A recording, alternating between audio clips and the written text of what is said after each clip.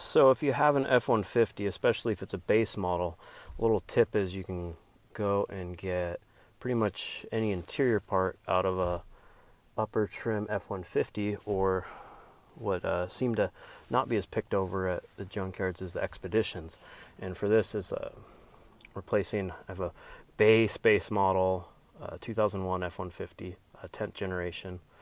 And you can see it has a little teeny mirror, and there's not one on the driver's side at all, and it only goes like this. And found this at the pick and pull, which is the Expedition mirror, where it has two, and this one has the big mirror that lights up as well, but mainly for the double visor, so you can have one forward and one to the side while driving.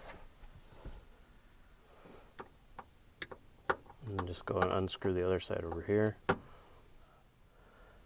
Little trick with this visor, since it's heavier with the two pieces, and this is a whole separate piece now, is I put my seat all the way forward, so it's resting on there. And then, so now the sun visor's in, it's all functional. Didn't do the wiring on this because I don't care to. And to the side and the front, so big improvement for just a couple bucks. And another thing I'd do is, I already had put in seats out of an Expedition previously, and that really saved my back versus, this is a work truck model.